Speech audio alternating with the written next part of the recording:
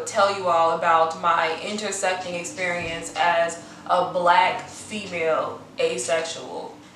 When I started on YouTube, the very first video I uploaded was just about my asexuality. It was entitled, I'm Asexual. And after I uploaded that video, I essentially made plans to make the next installment to the series that has to do with asexuality in some type of way, but more or less disappeared after I went to college. But I'm back.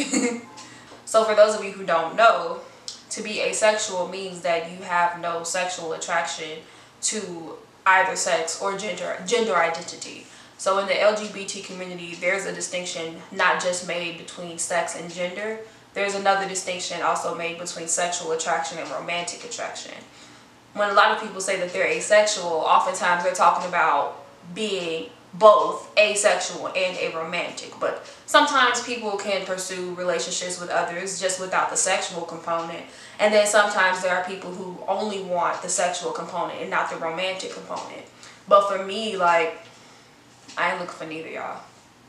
And a lot of people hear that, they often be like, oh, don't worry, you'll find the right one someday, or it'll be okay. And like, I promise y'all, I don't need sympathy. Like, I don't need the sympathy. I'm good. Like, it's not a tragedy, you feel me? But today, here and now, I will talk to y'all about my unique experiences as not just a black person, not just a black woman, but as a black female asexual person. So, as I mentioned before, in my previous video, I was debating on whether I was going to do like a story time sit down thing or Q&A for the first one I would upload. For the first one, it ended up being that story time format, but for my Q&A, I asked a lot of you to put down questions in the comments for me to respond to for the Q&A, but some of those questions would warranted their own video. And although it took me forever and a day, I'm here to address one very important question that was asked by a Miss Amber Gordon. Hey girl. She asked me, do you think asexuality is more difficult / less understood in the black and brown community due to the over-sexualization of black / brown people in media, entertainment, etc.? Good question. Excellent question, girl. No one believes me. No one thinks that's possible. If anything, people kind of, I honestly think even the people who say they believe me, they kind of just nod and just say, okay. And then in their heads, they're like, she's going to find one soon. She's just like trying to be different. She's trying to be special. It's going to be that one guy that comes, you know, that classic one guy that comes and swoops her off her feet, and then she won't be asexual anymore. That's bull. But that's just where people are right now. And this part of just my blackness alongside my asexuality was a huge component of that first video. The video just got too long, so I had to cut that part out. And I really wanted to make a video literally centered around blackness and asexuality, because within America, there's this entire huge culture that black Americans have and have provided. But within our group, there are so many unique things that have just happened differently for us that deserve to be highlighted and shared, not just for exposure, but just so people who I can relate to can really know that they're not out there alone. So I'm here to tell you all those experiences and my observations and conclusions from them. You can take it or leave it, make your own video, comment down below, do what you got to do. But for the most part, I'm going to jump right in and I'll talk about the history, my childhood, my teenage years, and now my current adulthood in college of being a black asexual woman. Some background information on black womanhood or black sexuality in general.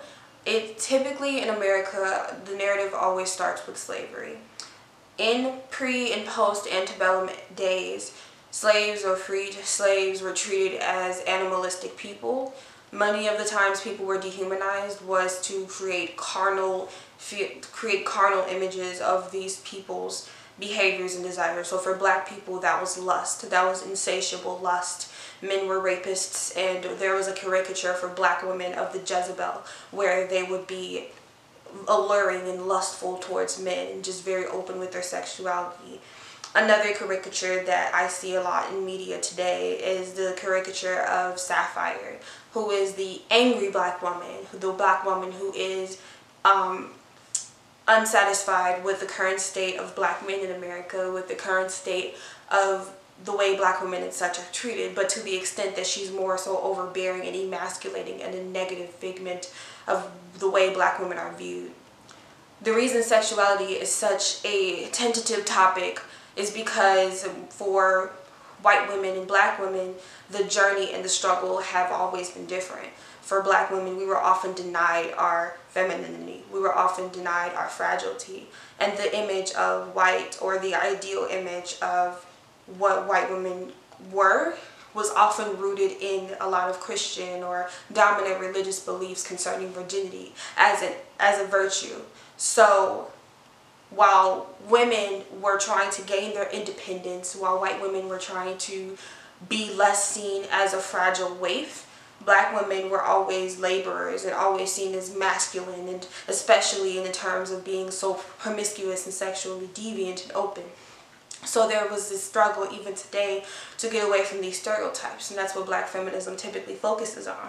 So to jump in to talk about my childhood, I just remember being extremely confused. Since a very young age, I'm saying like 5, 6, maybe even younger than that, I was very aware of certain expectations that were placed upon me.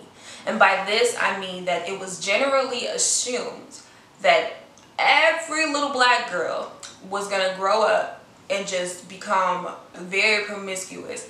And to have sex for women is just so taboo within our community, because it's just this constant reinforcement of the whole sex is negative. Like, black women are just expected to be openly sexual and always sexual. And so for little black girls, there was so much attempt to stifle this very inherent and human part of our development. I grew up in a non-traditionally run black household. Now, this household that I was a part of was a nuclear family. I had a mom, had a dad, they were both married, and I had 2 older sisters. And within our family, my parents adopted an authoritarian approach. And by this I mean that our concerns were acknowledged, and we were able to communicate with our parents things that kind of worried us, or like our rules that we didn't quite agree with. And of course, at the end of the day, they're the parents, so they have the ultimate authority over everything. But there was never this sit down, shut up, I tell you what to do, you listen to me. There was just this dual nature. So my parents were criticized a lot for being very lenient with us as kids. And I thank the gods that my parents never listened to that. Even my dad is called overprotective, and that's just, you are supposed to protect your children, and black children overall are often unprotected, especially little black girls, especially in terms of sexuality and especially in terms of sexual predation. So my innocence was challenged a lot. I would often be assumed to be up to sexual things even before I even knew what sex was. If I attempted to wear like red nail polish, that would be something that would be a problem. I would get in trouble. I couldn't wear lipstick, like I couldn't wear makeup, because, you know, that was supposed to be some sort of, oh, you're acting beyond your age. And obviously when you get older, adulthood is tied to a coming of age part of sex. So it's just a lot of factors. A lot of factors just definitely kind of tried to reinforce my role in terms of just sex and romance.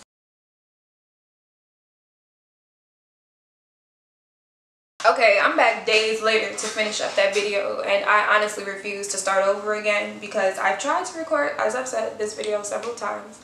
My camera kept stopping. There was something wrong with my SD card. I have a new SD card, so I'm ready to get the rolling again. And like I said, I was on a roll. So let's just hop right back into it. So I was speaking about just growing up and having these expectations put on me. And that grew into a huge anxiety or fear because I never had an interest in it. I would always see my peers developing interests in it or looking on media, as Amber Gordon brought up, the images of just hypersexualization of black bodies and just everything that's happening in front of me that my elder people were telling me that I shouldn't even be looking at, shouldn't even be thinking about, shouldn't even be doing. Yet it was just thrust upon me from every direction.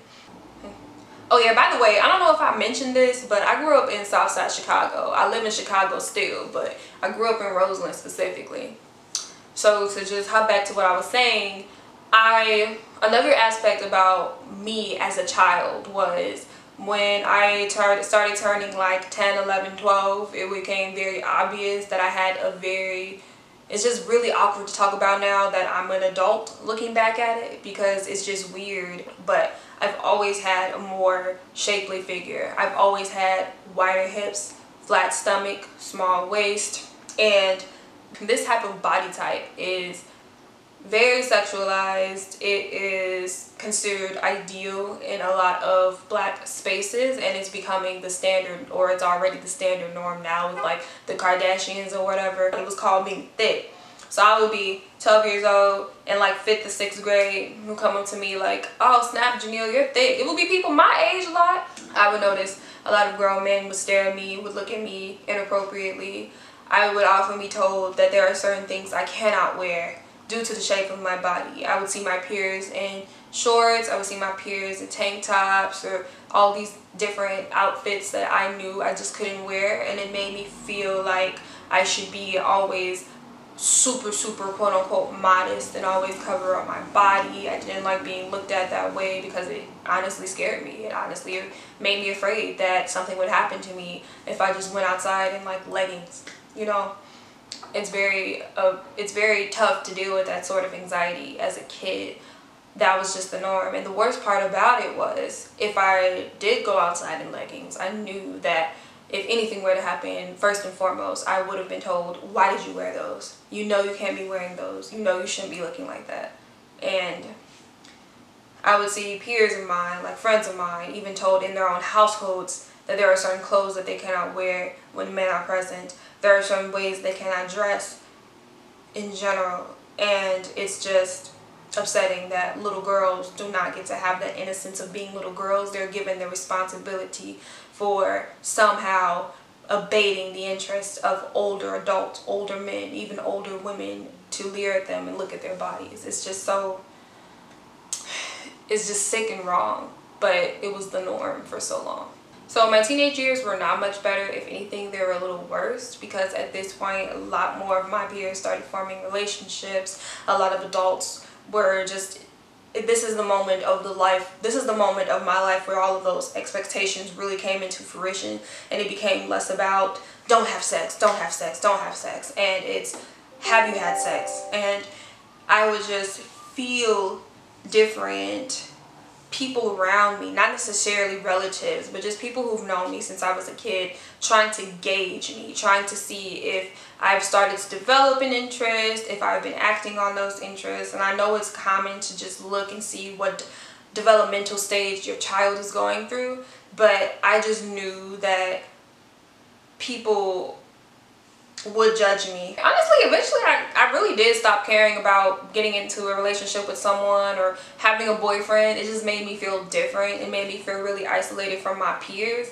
And being black, still growing up in a majority black space, we embody so much, and this is a positive thing and both a negative thing, but within our culture there is this open dialogue and open discussion about sex. It's just normally in a very hip, it's like how it's embodied in hip-hop. You can see how that can also be embodied in everyday language, just the casual but very judgmental way that people approach it. A lot of households that my peers were a part of, a lot of people who were in the community also were heavy churchgoers. So there was just this dual and conflicting nature surrounding sex that just really confused me. I was actually praised a lot. Not gonna front, I was actually praised a lot of cases for still being a virgin at a certain age. So 15, 16, 17 years old, people would look at me like I'm an anomaly. Not just because of that fact, but they would just look at me and see that I had a big butt and hips and a flat stomach and a small waist, and they would just be like, you don't look like a virgin a lot.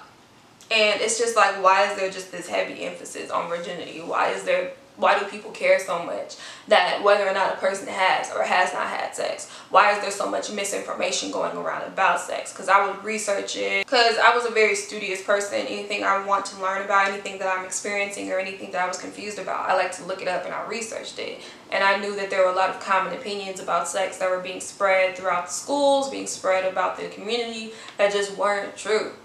And a lot of it was very misogynist and demoralizing for women.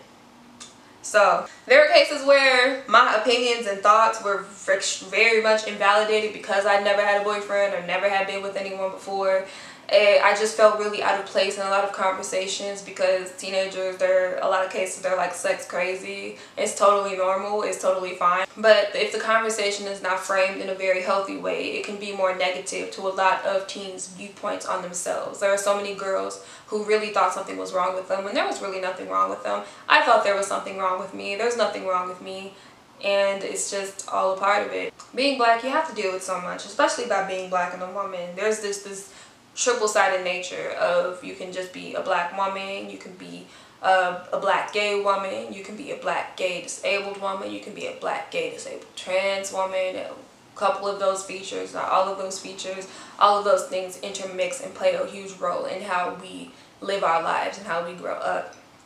So for women, it's just, one minute I was just Christian, the Holy Virgin Mary, or things like that, simply because I was very disinterested in relationships, very disinterested in sex. But then on the other hand, I was mocked and belittled and made out to be a pariah because I didn't have any interest in it. I didn't want to be with nobody. Now, all these anxieties and things that I felt, like, it just eventually culminated to me just really trying to gain traction in this world that I grew up in. I researched different communities. I found out about asexuality. I got my feet on the ground, and now I can really look at the world through a more objective viewpoint from the understanding that I have now that there's really nothing wrong with me. Now, as an adult, I fully own my sexual identity. I fully own my blackness and my womanhood. I'm very proud of my experiences. I'm happy to share my experiences with those of you out there who want to start that conversation and relate or even ask questions and to just learn a lot more about what I do. As an adult, there's still this whole college experience where I'm like more and more, it's getting easier every day to just tell people that I'm asexual, and I really, really mess with that. I'm really happy about that. And, you know, you still run into like some people here and there who just don't get it. It's just okay, I guess, because I don't get sexuality at all. Like, I don't get the presence of sexuality or the presence of romantic attraction, so I guess it's fine. But you know, you run into like some people who can get a little disrespectful, some people who are just committed to not understanding or just committed to changing me, and those are the people who get blocked real quick. Promise y'all that. And I just live my life. I'm at peace. I have so much free time, y'all. Being a black woman that's asexual, it can get a little hard because it's like I said, all those different things in our community where it's just tough to grasp, or people really kind of it can be dangerous because I want to protect my peace of mind. I don't feel like arguing with every little person about it. My family is still expecting me to show up with somebody one day. Like, they're expecting me to, like, you know, there's been questions about, oh, is Janelle, you know, is she gay? Like, is she this? Is she that? If they found my YouTube channel, they'll know. A lot of people just generally don't believe. But, I mean, that's not my problem if you don't believe, honey. It's not my problem if you don't believe. You can just, if you nod your head, that's cool with me. But I'm just going to live my life. I hope everyone out there is living their best life. I have so many new content coming for you all. I'm super excited. I finally got my ish together, so I am here to stay. I want to build a family. I want to build a platform because I honestly find that I have so many things I want to share, so many experiences I want to share, and so many things I want to build with you guys, and life is too short. Now, continue to ask me questions in the comment section. I will do a Q&A, and I will follow up with a lot more topics to cover that I think that you all will enjoy. Please go ahead and follow me on social media if you want to reach out to me after this, and I would like to wish you all a very good rest of your day. Thank you all so much for watching. Bye.